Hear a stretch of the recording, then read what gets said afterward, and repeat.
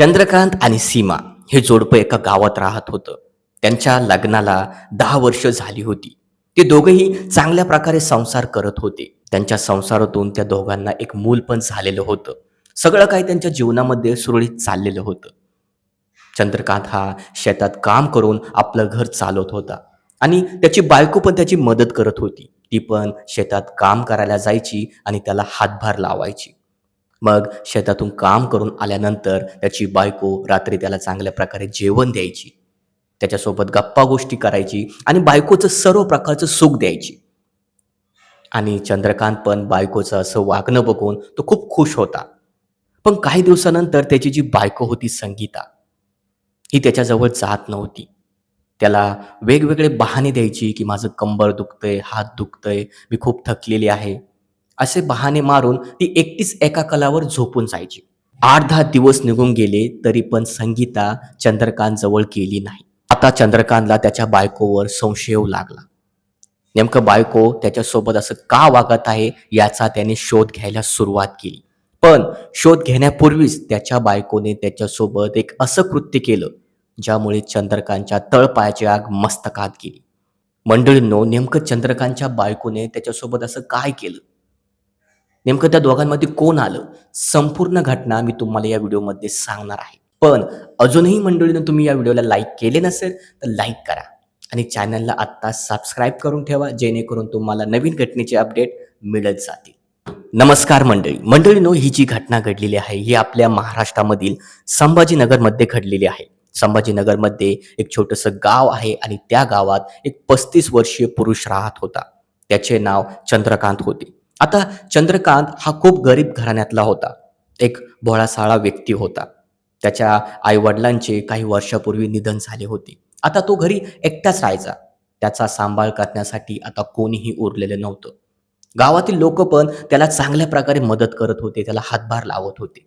आता चंद्रकांतचे लग्नाची वय झाली होती. तेव्हा गावातील पुढारी लोकांनी ठरवले, की चंद्रकांतचे आई-वडील नाही, त्याचे नातेवाईक पण खूप दूर राहतात. तेव्हा आपणच एक मुलगी बघू आणि त्याचं लग्न लावून देऊ. बिचारा सुखी संसार करून राहील.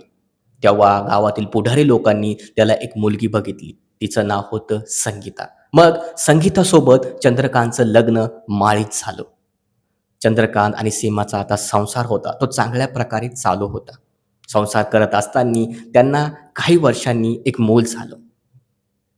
मुलाचे चांगल्या प्रकारे ते दोघेही संगोपन करू लागले.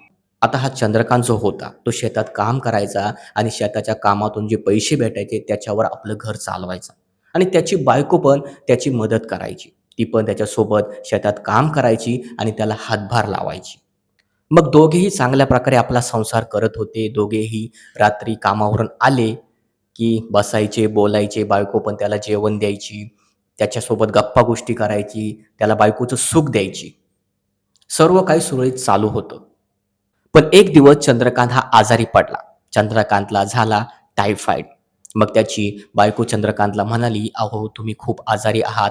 8-10 दिवस घरीच राहा आणि आराम करा."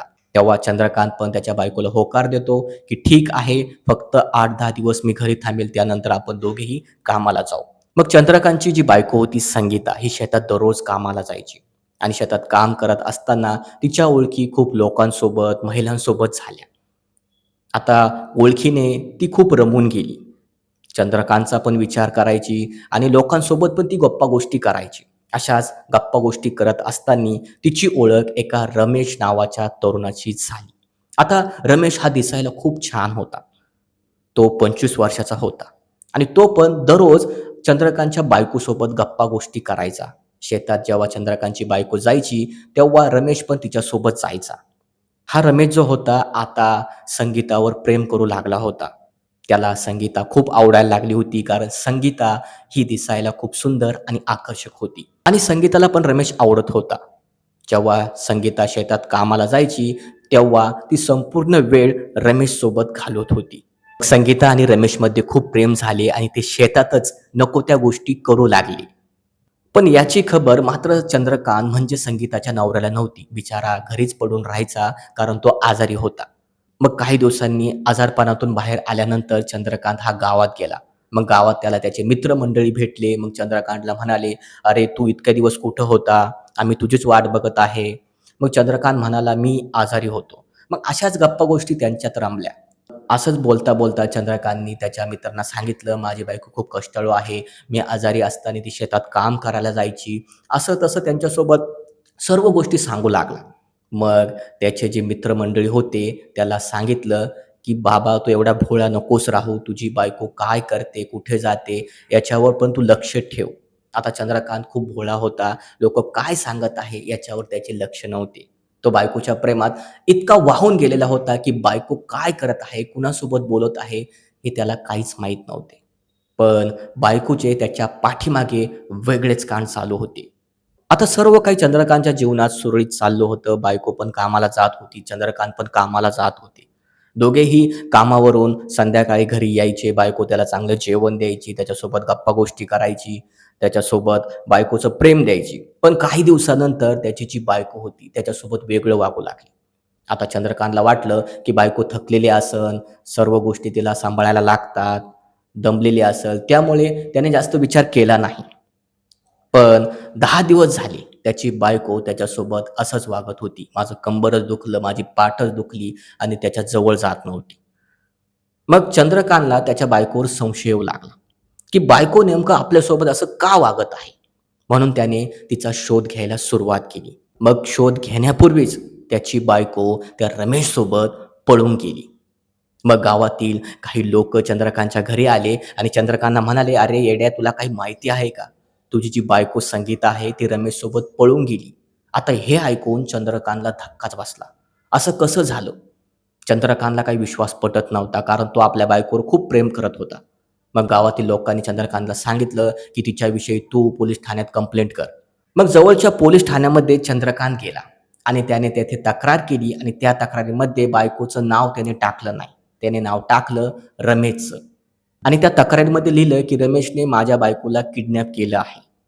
मग पोलिसांनी ह्या प्रकरणाला खूप गांभीर्याने घेतलं. त्यांना वाटलं, की रमेशनीच त्याच्या बायकोला किडनॅप केलं आहे. मग पोलिसांनी ह्या प्रकरणाचा तपास घ्यायला सुरुवात केली. मग पोलिसांनी रमेशला पकडलं आणि पोलीस ठाण्यात आणलं आणि चंद्रकांतची बायको पण रमेशसोबत होती. मग पोलीस ठाण्यात रमेश आल्यानंतर रमेशने पोलिसांना सांगितलं, की "आम्ही दोघं पळून गेलेलो आहे. ती पण माझ्यासोबत आलेली आहे. मी तिला किडनॅप केलेलं नाही." तेव्हा चंद्रकांतची बायको पण पोलिसांना आणि चंद्रकांतला म्हणाली, की "रमेशचा याच्यामध्ये काही हात नाही. मी माझ्या मनाने त्याच्यासोबत गेलेली आहे." हे असं बोलणं ऐकून चंद्रकांतला धक्का बसला. पुढे त्याची बायको म्हणाली, "मला चंद्रकांतसोबत राहायचं नाही. तो चांगला नाही. मी आता रमेशसोबत लग्न करणार आहे." हे ऐकून चंद्रकांतच्या तळपायाची आग मस्तकात गेली. मनोमनी त्याच्या मनात विचार यायला लागले, की बायको असं नेमकं का बोलत आहे? चंद्रकांतला हा मोठा धक्का बसला आणि धक्क्यामुळेच तो आपल्या घरात गेला आणि स्वतःचं जीवन त्याने संपवून टाकलं. मग चंद्रकांतने असं-असं केलेलं आहे जेव्हा गावातील लोकांना कळालं, तेव्हा गावातील लोकं त्याच्या घरी आले. त्याच्या नातेवाईकांना फोन केला आणि त्यांनी त्याच्या नातेवाईकाला तिथं बोलावून घेतलं. मग तपास करत असताना चंद्रकांतच्या खिशामध्ये एक चिठ्ठी होती आणि त्या चिठ्ठीमध्ये लिहिलं होतं, "बायको, तू मला कधी समजून घेतलं नाही. मी तुझ्यावर खूप प्रेम करतो, तुझी काळजी घेत होतो, तरी तू माझ्यासोबत असं काय केलं?" तर चंद्रकांतच्या ज्या भावना होत्या, त्या चंद्रकांतने त्या चिठ्ठीमध्ये लिहिलेल्या होत्या. पण त्या बायकोला त्याची पर्वा नव्हती. अखेर चंद्रकांत हा गेला. मग चंद्रकांतचे जे नातेवाईक होते ते पोलीस ठाण्यात गेले. त्यांनी त्या संगीता आणि रमेशची तक्रार तिथे केली. जेव्हा रमेश आणि संगीताला पोलीस पकडतील तेव्हा त्यांना नक्कीच त्यांच्या कर्माची शिक्षा देईल. मंडळींनो, या घटनेबद्दल माझं असं मत आहे, की महिलांनी आपल्या नवऱ्याचा पण विचार केला पाहिजे. नवरा खूप कष्ट करतो, राब-राब शेतात काम करतो, आपलं घर प्रपंच चालवतो आणि दुसऱ्या पुरुषाच्या नादी लागून संसाराचं वाटोळं होतं. याच्यातून काहीही साध्य होत नाही. बायको आणि नवऱ्याने स्वतःचा विचार केला पाहिजे. आपला संसार हा चांगल्या प्रकारे केला पाहिजे. बाहेर अफेअर करणे हे एकदम चुकीचे आहे. मंडळींनो, या घटनेचा उद्देश कुणाच्या भावना दुखावणं किंवा अस्थिरतेचा प्रसार करणं हे नाही. जे समाजात घडतंय तेच आम्ही सांगत आहे. मंडळींनो, या घटनेबद्दल तुमची काय प्रतिक्रिया आहे आम्हाला कमेंटमध्ये नक्की कळवा. आणि हो, अशा सत्य घटना बघण्यासाठी या चॅनलला आत्ता सबस्क्राईब करा. तर चला मंडळी, पुढच्या व्हिडिओमध्ये मी तुम्हाला एका नवीन घटनेमध्ये भेटतो. तोपर्यंत जय महाराष्ट्र.